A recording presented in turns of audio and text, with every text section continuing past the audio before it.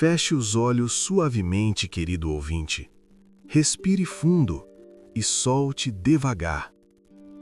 Esta noite, viajamos para um tempo antes da memória, quando a Terra era jovem, as estrelas eram novas e Deus ainda caminhava tão perto que um homem podia ouvir sua voz trazida pelo vento da tarde. Capítulo 1. Um homem chamado Noé. Há muito, muito tempo atrás, tão longe que as montanhas que você conhece hoje ainda estavam sendo moldadas por mãos invisíveis, o mundo estava cheio de pessoas. Cidades haviam surgido do pó, campos se estendiam de horizonte a horizonte, e apesar de toda a sua beleza, algo havia dado muito errado. As pessoas haviam esquecido algo importante. Tinham esquecido como ser bondosas. Tinham esquecido como ser honestas. A violência percorria as ruas como névoa. A crueldade havia se tornado comum. Corações que um dia foram feitos para o amor haviam endurecido e esfriado, como pedras deixadas por tempo demais na sombra. Mas num vale tranquilo, às margens de um rio que cantava suavemente sobre pedras lisas, vivia um homem chamado Noé. Noé não era rei, não era guerreiro, não era famoso, rico ou poderoso. Era simplesmente bom. Ele acordava antes do sol e dava graças pela manhã. Trabalhava com manos honestas, amava sua esposa, seus filhos e os filhos de seus filhos. E toda noite, quando as estrelas apareciam uma a uma no céu escurecendo, Noé parava o que estava fazendo e simplesmente escutava.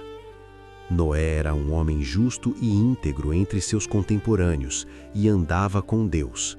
Gênesis 6:9. Era tudo isso, na verdade. Esse era o segredo de Noé, se é que se pode chamar de segredo. Ele simplesmente prestava atenção. Movia-se pelo mundo devagar o suficiente para notar as coisas que a maioria das pessoas passava correndo.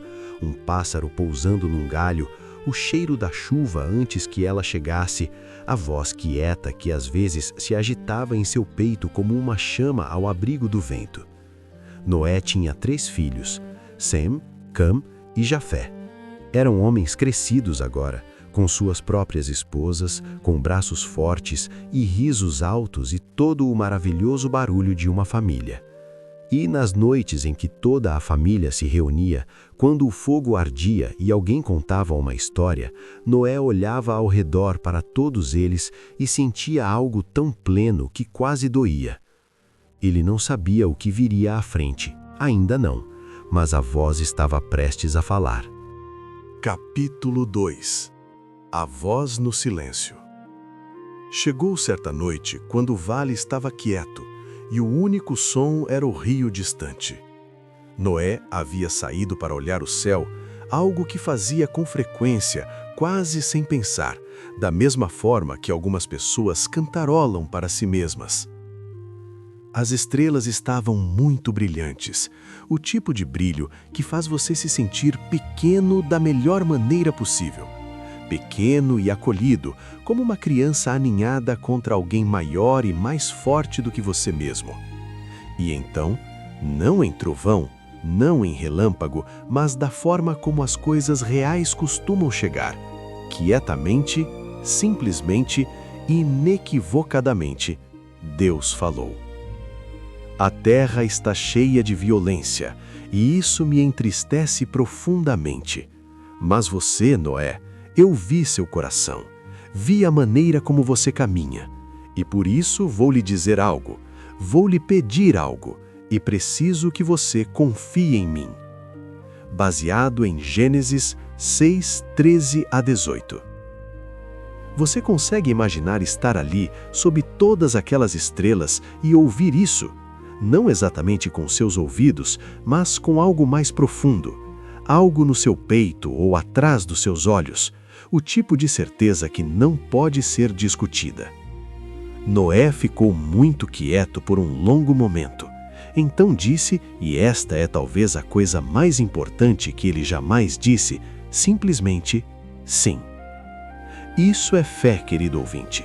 Não a ausência de perguntas, não a certeza sobre cada detalhe, apenas a disposição de dizer sim para o que você ainda não pode ver, de dar um passo à frente no escuro porque você confia na mão que está te guiando. Deus lhe contou o que estava por vir: as chuvas, as águas que subiriam, o dilúvio que lavaria a terra de forma limpa, da mesma maneira que se lava uma ferida antes que ela possa sarar. Seria vasto, seria assustador e seria necessário. E então Deus disse algo que mudou tudo: mas estabelecerei minha aliança com você. Uma aliança, uma promessa, não de Noé para Deus, mas de Deus para Noé. Eu vou te salvar, eu vou te guardar, eu vou te trazer para o outro lado. Vá para casa, Noé, vá para casa e construa um barco. Capítulo 3.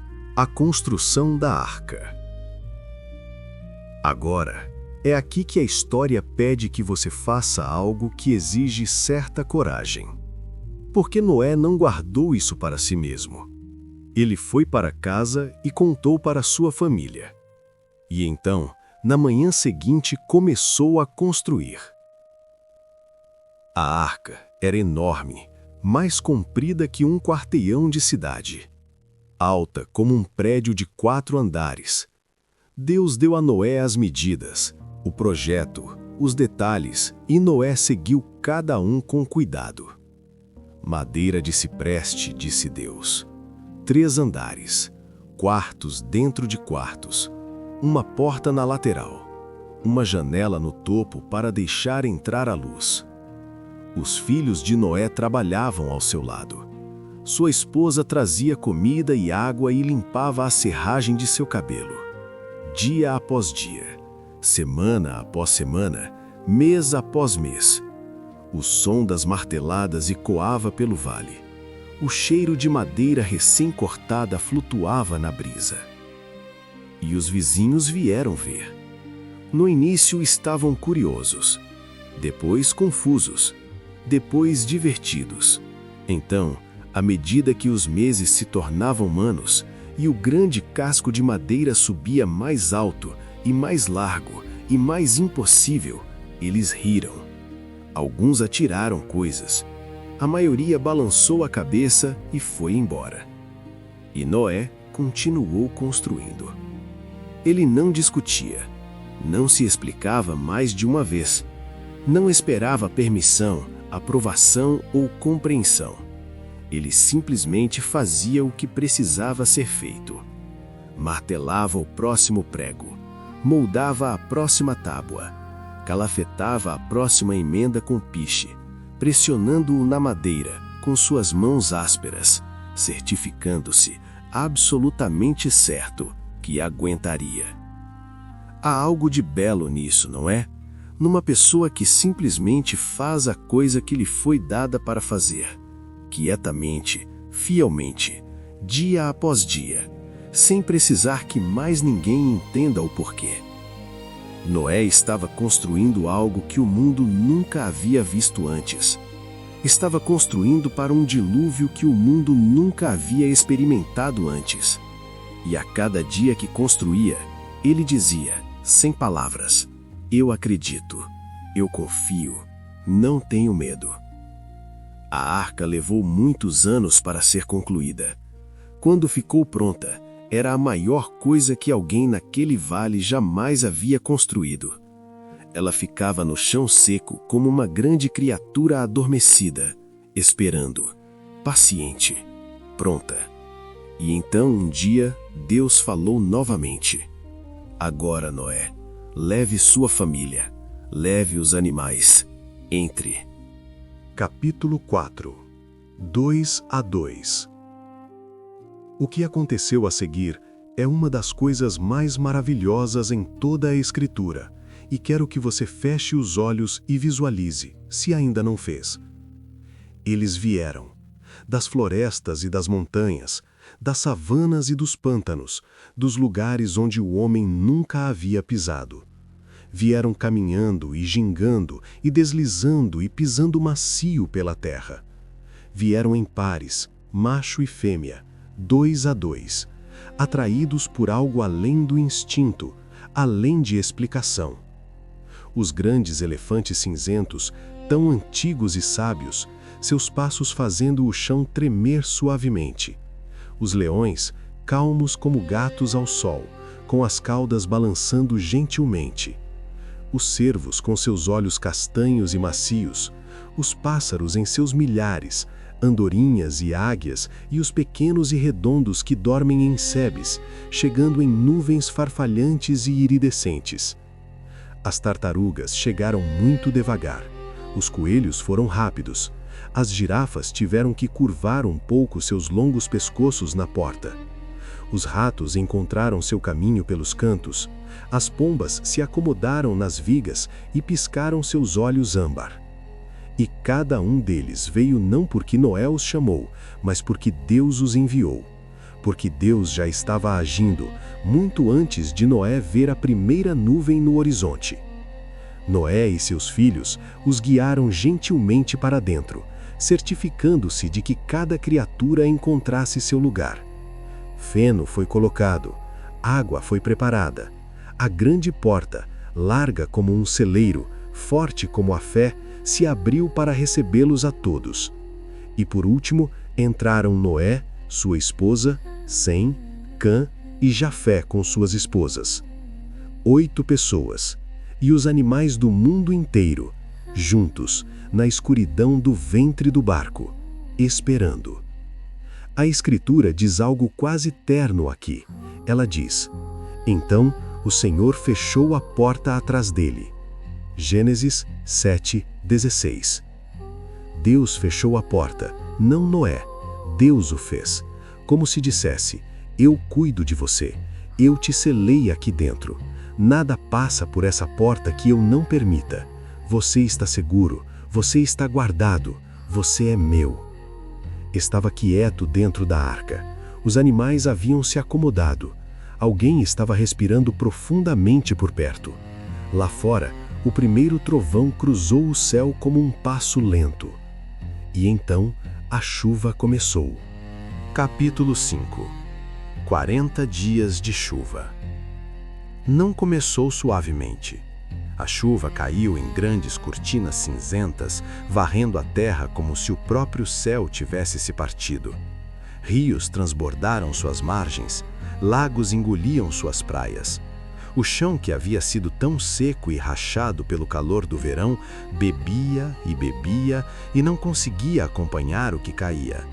E das profundezas abaixo da terra, dos grandes mares subterrâneos, a água jorrava para cima pelas rachaduras e fissuras, como se a terra e o céu estivessem trabalhando juntos, como se o mundo inteiro estivesse sendo refeito de cima a baixo, por dentro e por fora. A arca começou a flutuar. Devagar no início, apenas um suave erguer, um rangido de madeiras, uma sensação de não estar mais fixo à terra. Depois, mais. O casco gemeu, água lambeu as laterais.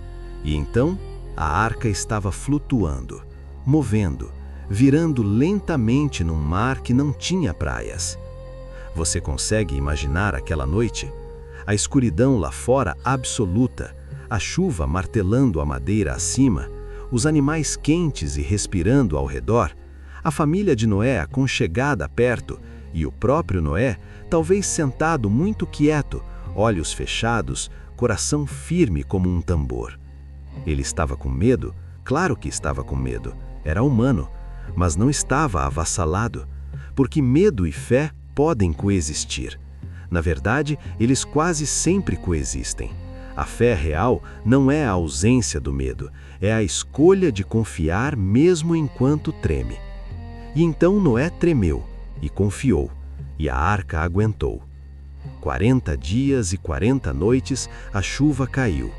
40 dias é muito tempo. É tempo suficiente para ficar sem a coragem fácil e ter que encontrar um tipo mais profundo. É tempo suficiente para fazer perguntas no escuro que não têm respostas fáceis. É tempo suficiente para se sentir muito pequeno e muito longe da costa. Mas por tudo isso, entrelaçado em cada rangido da arca e cada respiração dos animais e cada oração sussurrada no escuro, havia esta verdade: Deus se lembrou de Noé. Mas Deus lembrou-se de Noé e de todos os animais selvagens e domésticos que estavam com ele na arca. Gênesis 8:1. Ele não estava esquecido, não estava perdido, estava guardado. E então um dia quieto, cinza, comum, a chuva parou. Simplesmente parou. A ausência dela foi tão súbita, tão completa, que por um momento ninguém se moveu. Todos simplesmente ouviram o silêncio. E o silêncio era dourado. Capítulo 6. O corvo e a pomba. As águas não recuaram imediatamente. Elas haviam coberto tudo, montanhas e colinas e florestas, e precisavam de tempo para drenar, para afundar de volta à terra, para evaporar no grande céu azul que estava lentamente voltando a si mesmo. Noé esperou. Ele estava muito bom em esperar agora. Depois de muitas semanas, ele sentiu a arca estremecer e gemer, e então quietude. Um tipo diferente de quietude. Não a quietude de flutuar, mas de repousar. A arca havia chegado à terra, assentando-se suavemente nas encostas superiores de uma montanha chamada Ararat, alojada suavemente entre duas pedras, como se colocada ali por mãos cuidadosas. Ainda assim, Noé esperou. Ele não podia ver a terra abaixo, não sabia se estava pronta ainda. E então ele fez o que as pessoas pacientes fazem, encontrou uma maneira de ouvir. Ele abriu a janela e soltou um corvo. O pássaro negro disparou para o céu cinza, circulou e não voltou. A terra ainda não estava pronta. Não havia nada para pousar, nenhum lugar para descansar. Então Noé esperou mais 7 dias e soltou uma pomba. A pomba voou sobre a água, aquele pássaro branco contra aquele céu cinza, e Noé observou até não poder mais vê-la. E então esperou. E então, ao entardecer, quando a luz estava ficando âmbar e o ar cheirava a algo começando, a pomba voltou. Em seu bico, uma única folha de oliveira, fresca e verde e pequena e incrivelmente bela. Uma mensagem de um mundo que estava voltando à vida. Às vezes, a melhor notícia do mundo chega no menor pacote. Uma folha, um sussurro, a sensação quieta de que algo mudou. Noé segurou a folha em sua mão gasta e sentiu algo se soltar no seu peito. Algo que ele nem havia percebido que estava segurando com força. Ele a mostrou para sua esposa e ela cobriu a boca com a mão e seus olhos se encheram de lágrimas. 7 dias depois, ele enviou a pomba novamente. Desta vez ela não voltou. Havia encontrado um lugar para pousar. O mundo estava pronto. E então, paciente, fiel, sem pressa, Noé abriu a cobertura da arca e olhou para fora. E viu a terra, lavada e clima, verde e reluzente, pingando de vida nova. As montanhas se erguendo em sua grandiosidade ancestral, o céu estendido amplo e ternamente azul acima, e em algum lugar além de onde ele podia ver, um pássaro estava cantando. Era a coisa mais bela que ele havia visto em toda a sua vida. Capítulo 7. A promessa do arco-íris.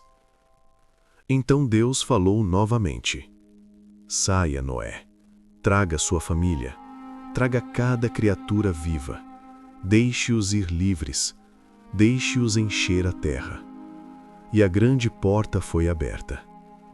Oh, você consegue ouvir, este momento, a repentina rajada de ar, quente e úmido e cheirando de coisas verdes, os animais se agitando, erguendo a cabeça, seus olhos se iluminando com algo antigo e lembrado. E então eles começaram a se mover. Os leões e os cordeiros, as águias e os pássaros, os elefantes pesados e alegres, despejando da arca para a terra nova como água despejada de um copo. Eles se espalharam pela encosta, encontrando seus pés, erguendo o focinho para o vento.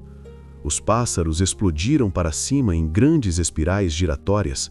Os animais saltaram para longe na distância verde. E por um longo tempo, Noé e sua família simplesmente ficaram parados e assistiram, lágrimas escorrendo pelos rostos deles, rindo. Então Noé construiu algo. Não uma casa, ainda. A primeira coisa que ele fez nesta nova terra foi construir um altar. Um lugar para dizer obrigado. Um lugar para reconhecer o que havia sido dado, o que havia sido guardado, o que havia sido prometido. E Deus, e esta é a parte que eu nunca quero que você se esqueça, Deus fez uma promessa. Nunca mais destruirei todos os seres vivos. Enquanto a terra existir, plantio e colheita, frio e calor, verão e inverno, dia e noite, nunca cessarão. Gênesis 8, 21, 22. E então Deus colocou um sinal no céu, não esculpido em pedra, não escrito num pergaminho, mas pintado no próprio ar, onde todos podiam ver, onde ninguém podia se enganar. Um arco-íris, arqueando de uma borda do céu a outra, cada cor respirando lado a lado, vermelho e laranja e amarelo e verde e blue e violeta, uma aliança feita de luz. Coloco meu arco nas nuvens, e ele servirá de sinal da aliança entre mim e a terra. Gênesis 9, 13. Noé inclinou a cabeça para trás e olhou por um longo, longo tempo. Sua esposa estava ao seu lado. Seus filhos estavam atrás dele. A terra nova se estendia em todas as direções, verde e quieta e começando. Ele pensou na noite em que havia ouvido pela primeira vez a voz, os anos de construção, os vizinhos que riram, a água que subiu, as longas semanas escuras de flutuação, o corvo, a dombela, a folha. E agora, isso, este céu, esta luz, esta promessa escrita em cores tão belas que faziam o coração doer. Deus não havia esquecido. Deus nunca havia esquecido nem por um momento. Cada momento de escuridão era parte do caminho para esta luz. E toda tempestade em toda a vida, carrega dentro de si a semente escondida de uma manhã como esta. E assim, querido ouvinte, enquanto você deriva em direção ao sono esta noite, deixe que esta seja a última coisa que se instala em seu coração. Você não está esquecido. Você não está à deriva. Qualquer dilúvio que você possa estar enfrentando, há uma porta fechada por mãos cuidadosas. Há uma aliança mais antiga que a memória. Há um arco-íris esperando do outro lado de cada tempestade. Durma agora. Você está guardado. Amanhã vem. Ela sempre vem. Amém.